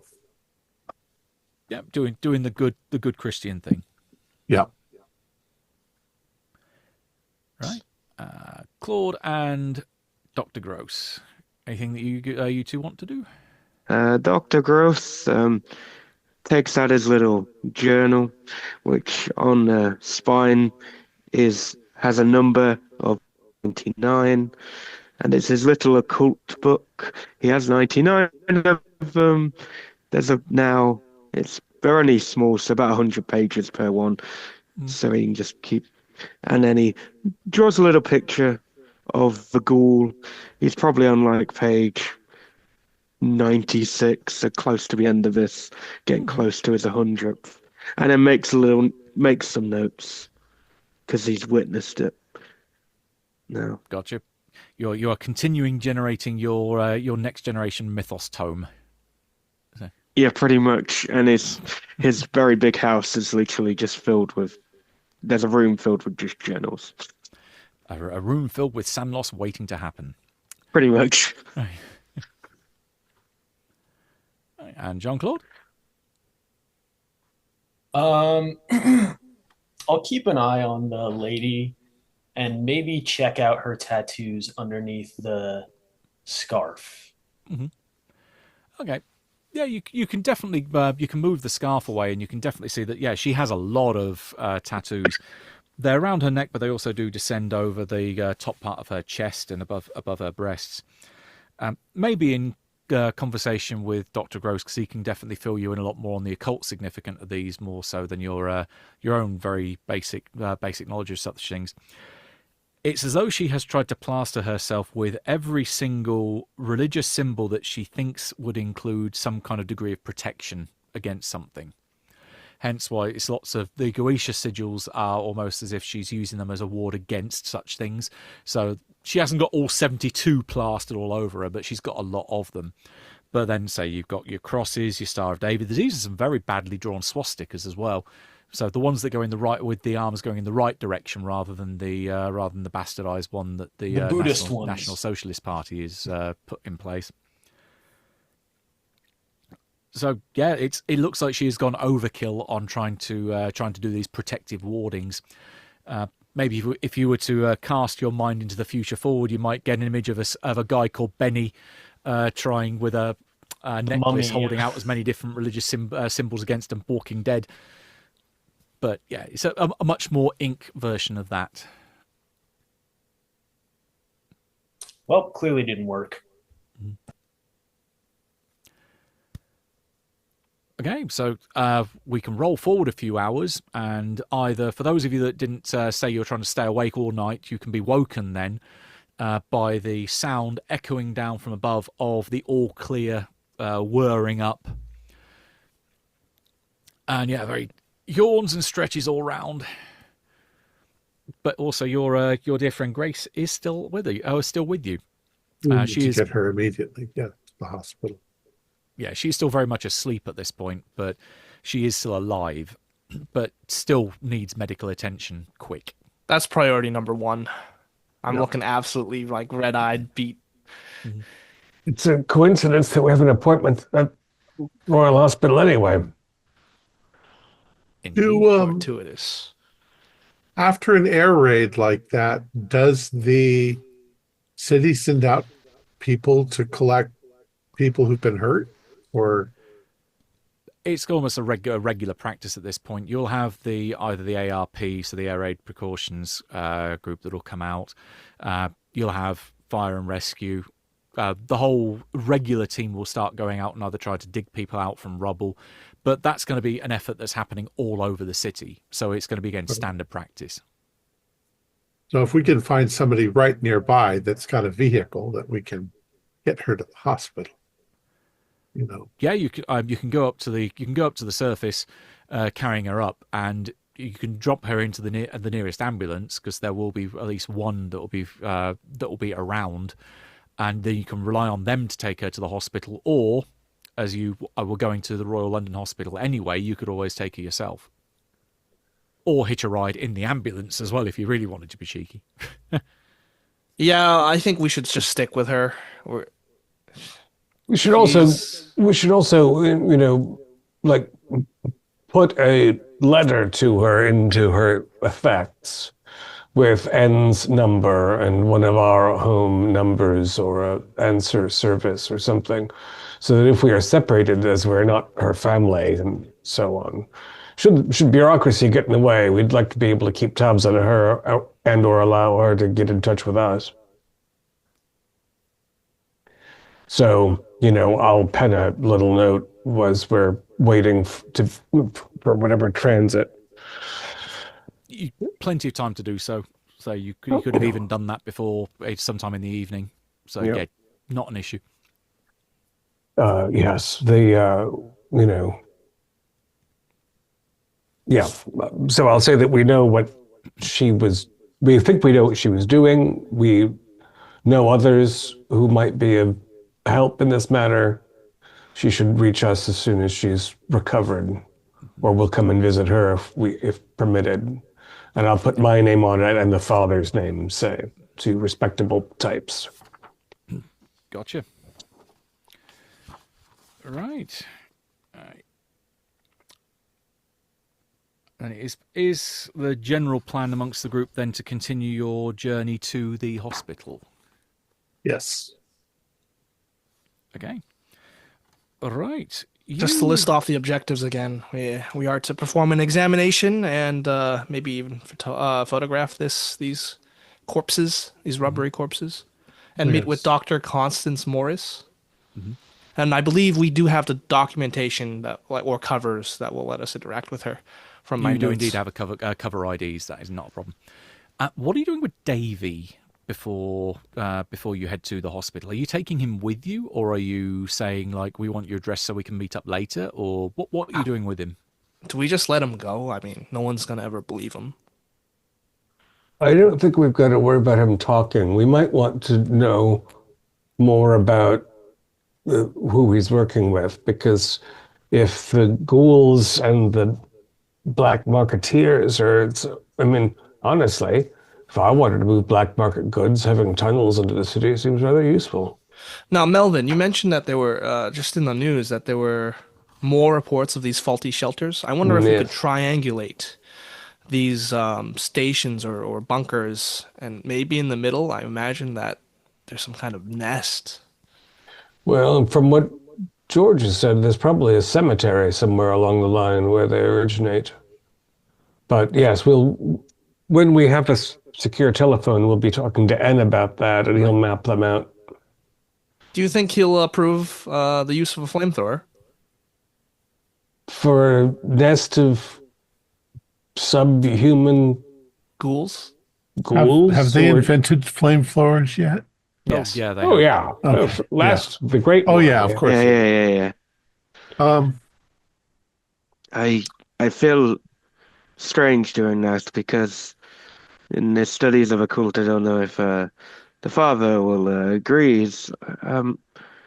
Sometimes they're not all bad. There might be a good apple within a bad nest, and we can't speculate on any of that. If they're trying to kill our citizens. If they're trapping people in bunkers to feed on them, they've gotten rather ahead of themselves. The war, as you noted, is providing plenty of dead anyway.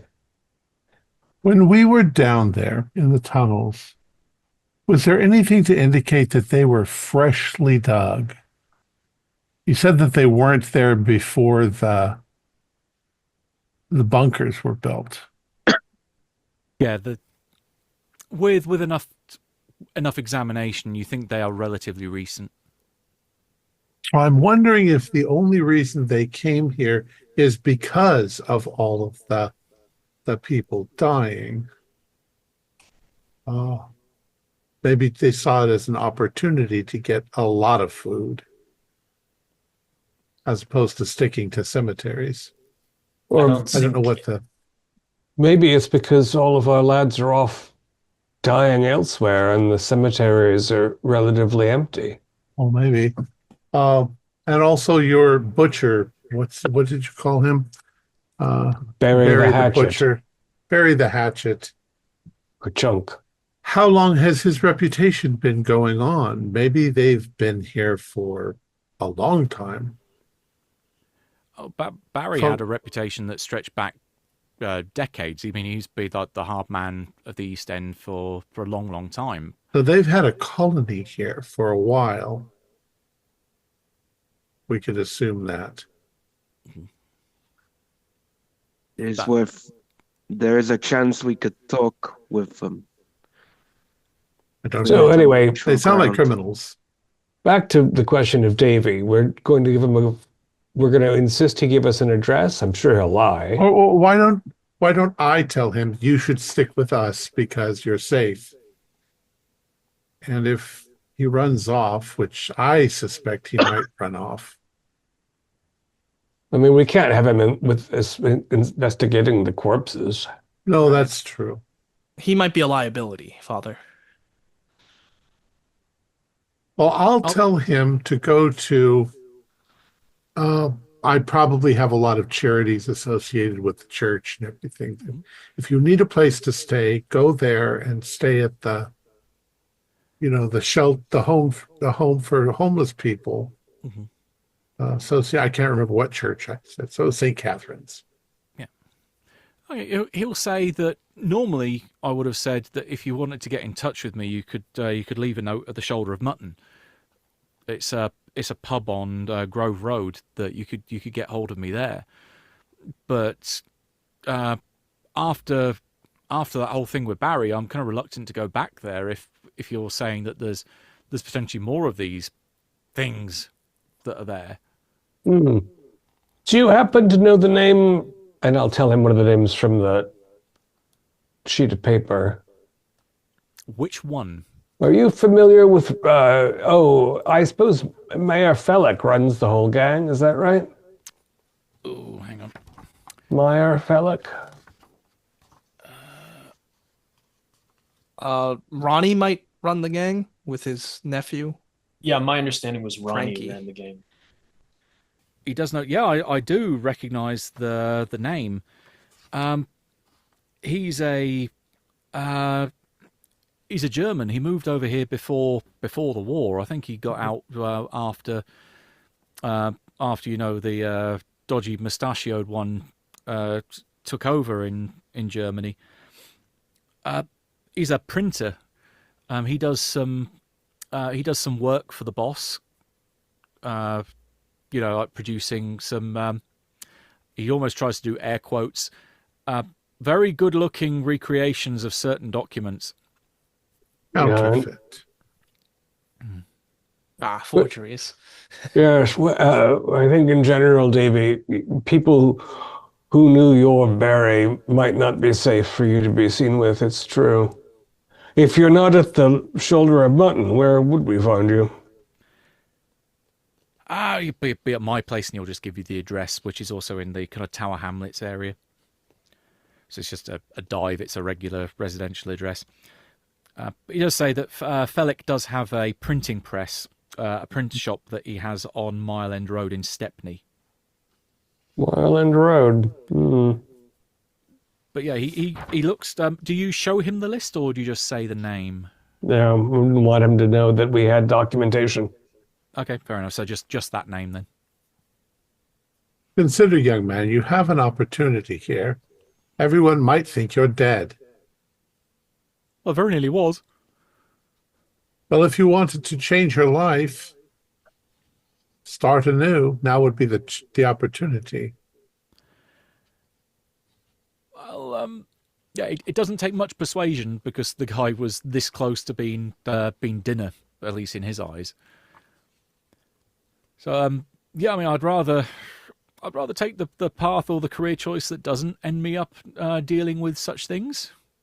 Go to St. Catherine's and ask for Sister Elizabeth Mary Joseph Santorini, and she'll help you get established.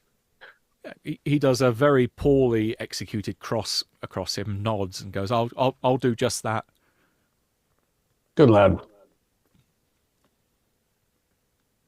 Oh, also, if you've got some cousins out in the country, that might be a good idea too. Oh, I wish. We're all the families based in the city. Hmm. Well, then the father's friend is probably your best bet. Wouldn't want to be a shoulder of mutton yourself, after all. Oh, yeah, exactly.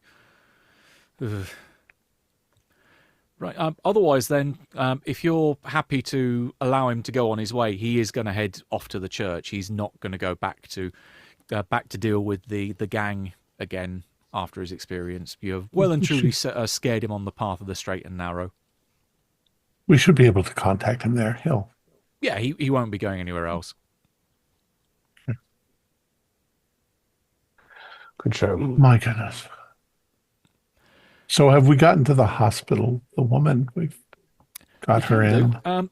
We can if folks are keeping an eye on the time, if folks want to do a quick bit of discussion with Constance, we can do that and then wrap up for the evening, or we can leave it here and then let that start at the beginning of next session. We got about 3 minutes, so if you... We get you to the hospital. So, you arrive at Royal London, which, given that it is the morning after an air raid, is going to be fairly busy. As mentioned, you've got folks that are going to be coming in here with either injuries that have been sustained last night, or those that have been even more badly hurt, which are then being brought in by ambulance. So the A&E area is pretty busy for this time. But going to reception, and after a little bit of chaos of people being sent out to go and look for Constance, you are met up with Constance Morris. And again, looks like she's been run off her feet, pretty much busy all night dealing with various issues. And looks like, kind of like Captain Goodale, looks like the same kind of bloodshot eyes. And yeah, not had much by way of sleep. But she shakes hands and with each of you and says, "Right, I'm glad you finally made it after the after last night's festivities. I better take you down to have a look at the this stuff."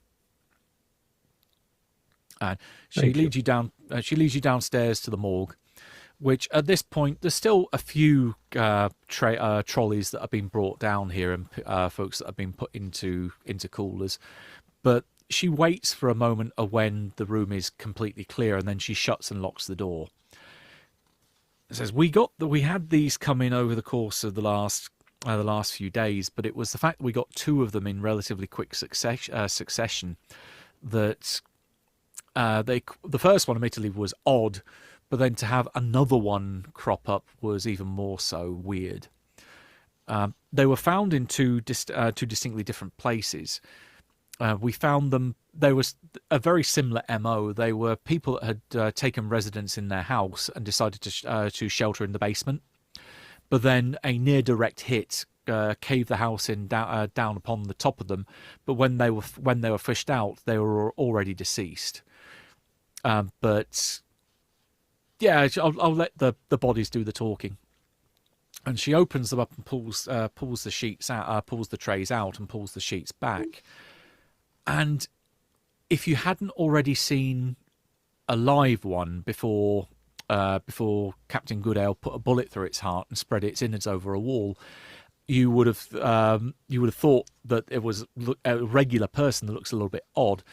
But now that you've got the comparison between the two, this is where it maybe has a little bit more of a nastier implication. Because I think it was Melvin that asked, can people turn into ghouls with those claw marks across them? Well, there isn't any sign that they've got claw marks, but definitely they look more human than ghoul. They look like they were humans that were slowly transforming into ghouls, that the transformation hadn't quite been fully complete. So you've got some of the hands have got some starting to look like claws, but not all the fingers. The snout isn't quite as prominent as yet, that it's only slightly come out from the face. Some of the teeth are sharpened, but not all of them. And it's this horrible, it's a ghastly step between one and the other. How was it you said, Dr. Gross, that ghouls are made? Yes. I still don't believe it's through claw marks or anything, but there's definitely probably sometimes saliva can be, bodily fluids can cause transformation. What about the diet? I think that just becomes from the animalistic nature of wanting meat rather than. But I think blood and potentially urine, I don't know, might pass on. Well, in the French legends, the eaters of the dead become. This is what the name means. Letting Dr. Gross's mythos roll from earlier ride, particularly if you're going along the lines of bodily fluids and such, if a regular normal human was to ingest ghoul blood or other bodily fluids, that could potentially start a metamorphosis. And I add that to my notebook. That just have come to my brain. But then, how do you get regular people to start ingesting ghoul fluids? They're in the black market meat trade. Yes. I think that little mic drop bombshell moment is probably the best point to leave it for tonight. Excellent. Our players included Max Meltzer, Josh Harwood, Alex Sun, David Gasaway, and myself, with Matthew Sanderson as the keeper of arcane lore. We have a Discord server where you can chat with other members, you can set up private games, and you can learn the finer arts of gameplay and game mastering. We provide audio-only versions of our shows free for you to download from Spotify, Podbean, or iTunes. Support for the show is provided by our patrons who are listed in the closing credits. If you'd like to show us your appreciation, please visit our Patreon page, or you can use the thanks button just below the screen. Like, share, and subscribe to our channel and punch the bell icon for updates on our latest shows. And leave us some comments. We enjoy reading them and answering any questions you might have. This is Thom Raley, together with all the members of our gaming club, inviting you to journey with us once again into the darkness for another adventure into the universe of H.P. Lovecraft and the World War Cthulhu role-playing game. Until next time, good luck, good gaming.